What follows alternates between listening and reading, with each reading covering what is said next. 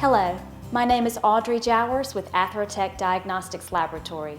By taking the VAT Plus lipid panel, you have taken the first step to better health. Congratulations. So what's next? Lab tests can be very confusing to understand, so let me show you how to read your VAT Plus report. Let's start at the top of your VAT Plus report. Think of this like the dashboard indicator light of your car. The light comes on, you know something is wrong, but you don't know exactly what is causing it. Just like that dashboard indicator light in your car, anything in the yellow and red categories reveals some type of risk. Here we see what you are accustomed to seeing on a basic cholesterol test. Total cholesterol is just the sum of all the good and bad cholesterol circulating through your system. Triglycerides are the major form of stored fat in your body. All of the carbohydrates and sugar that you consume and are not used immediately for energy are stored as triglycerides. Next we have LDL, which is your bad cholesterol. An easy way to remember this is L for lousy. LDL, or bad cholesterol, takes cholesterol to the arteries and can accumulate plaque, increasing your risk of heart disease. Next is HDL, or good cholesterol. You can remember this as H for healthy. HDL helps by removing cholesterol from the arteries, which slows the development of plaque. Non-HDL is the sum of all atherogenic or bad cholesterol particles in the blood. And lastly, LDLP. LDLP tells you how many vehicles or carriers it takes to move your cholesterol through your system. Think of it this way. Picture two arterial highways. Both have 100 milligrams per deciliter cholesterol moving on them. However, one highway is carrying all this cholesterol on one big bus. One vehicle on a highway is not very dangerous. On the other highway, the same amount of cholesterol is being carried on 100 little Mini Coopers zooming through the arterial highway. Which is more dangerous? One vehicle carrying all the cholesterol, or lots of little vehicles carrying the cholesterol? This is the same idea of LDLP. If your LDLP is elevated, you have too many vehicles carrying your cholesterol. Now, let's look at the bottom portion of your VAT Plus. This top portion told us there was a problem, but now we're really going to dig down deep to see where the issues might be.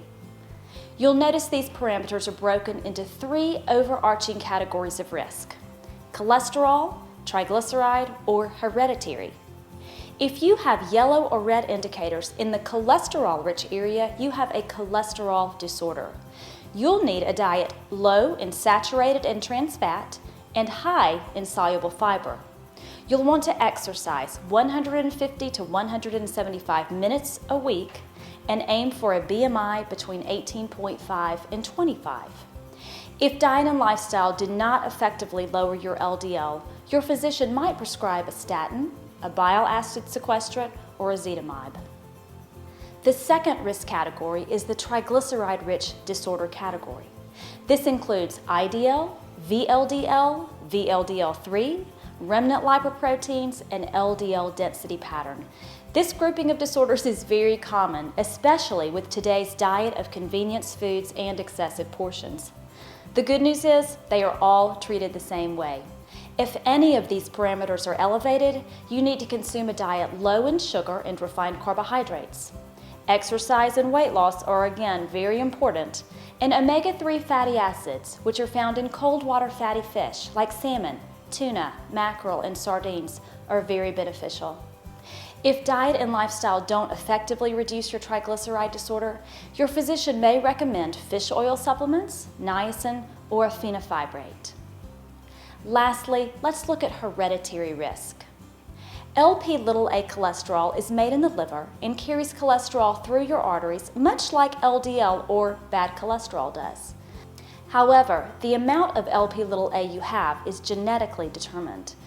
If you have elevated Lp(a) cholesterol, like 1 in 4 people do, you are at increased risk for heart attack and stroke. Therefore, aim to get your LDL or bad cholesterol under 100 milligrams per deciliter. This will offer you extra protection against heart attack and stroke. You can't change the amount of Lp(a) you have in your system, any more than you can change any other genetically determined trait. But you can control the risks it pose by being proactive in making certain your cholesterol, triglycerides, blood pressure, and blood sugar are all well controlled. I hope this has given you a better understanding of how to interpret your VAT Plus lipid report. You've taken the first step in discovering where your risk lies. Now, take the next steps through diet, lifestyle, and medication if necessary to reduce these risks and gain better cardiovascular health.